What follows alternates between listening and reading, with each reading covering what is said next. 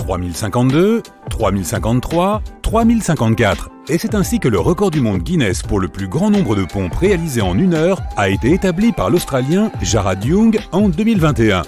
Penses-tu être capable de battre ce record ? Le chemin sera long si tu es débutant dans la pratique des pompes. Le nombre de pompes que tu peux faire en une seule fois est un bon indicateur de ton endurance et de ta condition physique. En moyenne, un homme en bonne santé âgé de 15 à 30 ans devrait être capable de faire au moins 25 pompes. Pour les femmes du même âge, le chiffre est d'environ 20. Ce chiffre diminue avec l'âge. Si tu viens d'essayer et que le résultat n'est pas celui que tu espérais, ressaisis-toi. Tu peux faire mieux que ça, c'est garanti. Les pompes sont un exercice parfait qui fait travailler à la fois les bras et les épaules, la poitrine, les muscles du haut du dos, les abdos, les hanches et les jambes. Elles améliorent ta posture et ta santé cardiovasculaire, renforcent tes articulations et tes os et t'aident à brûler des calories car tu soulèves environ 50 à 75% de ton poids corporel en faisant des pompes. Mais toute cette magie ne fonctionne que si tu les fais de la bonne façon. Commençons par travailler la forme. Mets-toi en position de planche. Place tes mains sous tes épaules, les index pointant vers l'avant. Aligne tes poignets, tes coudes et tes épaules.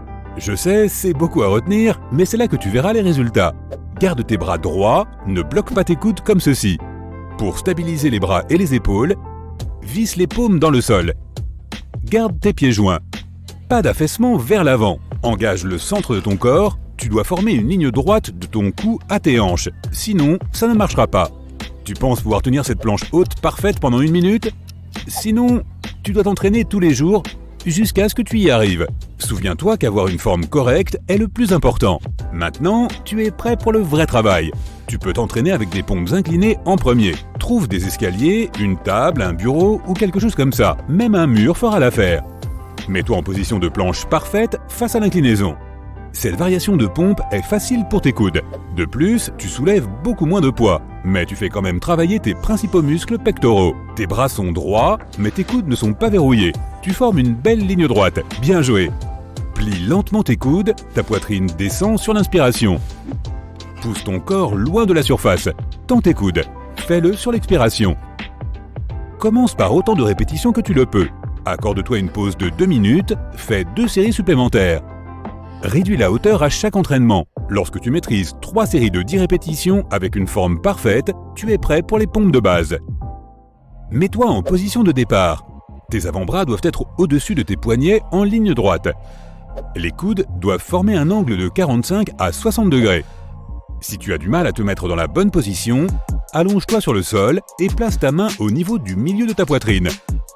Déplace tes mains jusqu'à ce que tu atteignes le point où l'avant-bras se trouve directement au-dessus de tes poignets. Voyons à quoi cela ressemble vu d'en haut.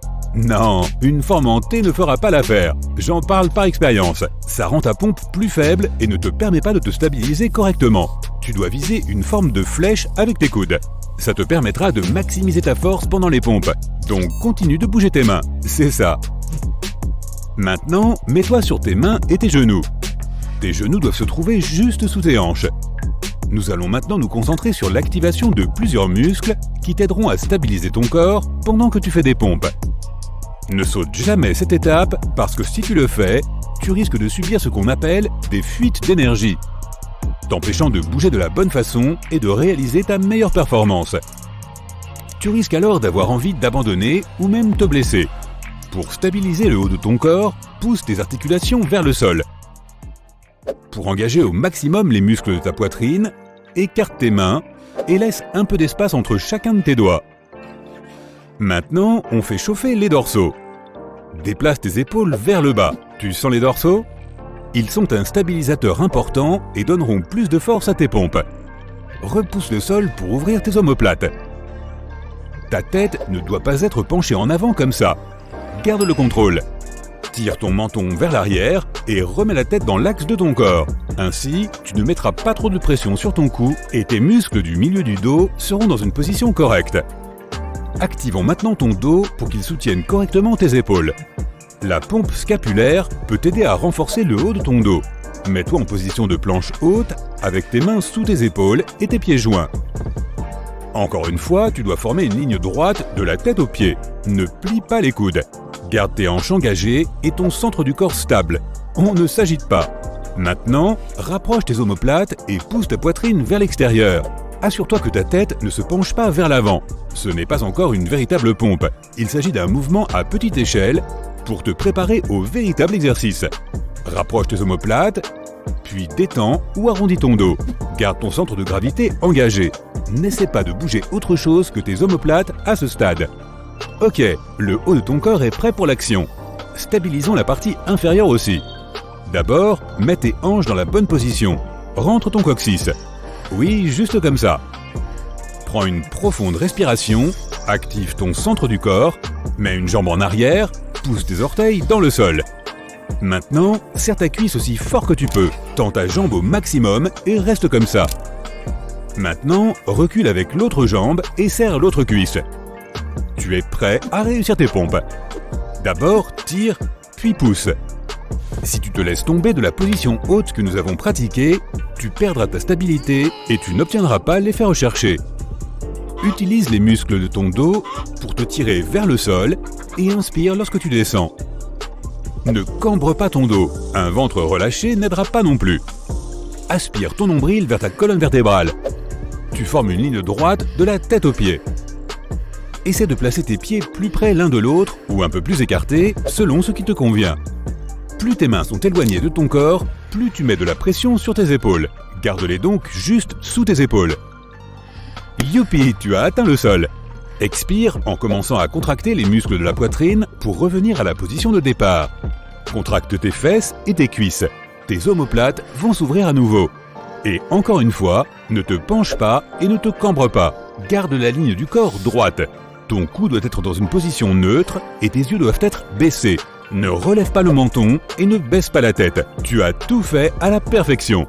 Maintenant, essaie de faire autant de pompes que possible avec une forme parfaite. Tu peux en faire 10 ou seulement 2. Ce qui compte, c'est que tu les fasses correctement. Continue en prenant un jour de repos entre tes séances de pompe. Lorsque tu sens que cela devient plus facile, ajoute plus de répétitions et commence à faire 2 ou 3 séries par jour. Si tu as du mal à atteindre le nombre de 10, essaie de faire des pompes avec une bande de résistance autour des jambes.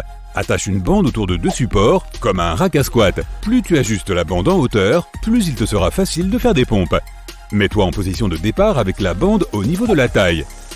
Puis fais ta pompe parfaite habituelle. La bande t'aidera au moment le plus difficile lorsque tu descends. Comme ceci. Une fois que tu maîtrises les pompes sans bande et que tu as l'impression que les choses deviennent trop faciles pour toi, commence à aller plus lentement. 3 secondes à la descente et 3 secondes à la remontée. Tu peux également faire une pause de quelques secondes au point le plus bas.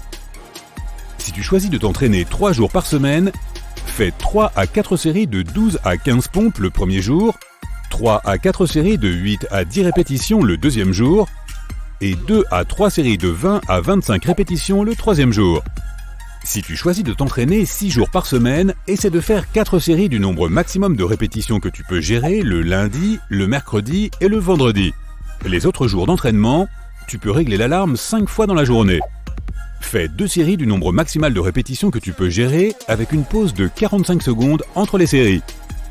Quand tu as l'impression que cela devient aussi trop facile, tu peux ajouter un poids ou des haltères dans un sac à dos. Il existe tellement de variations de pompes que tu ne t'en lasseras jamais.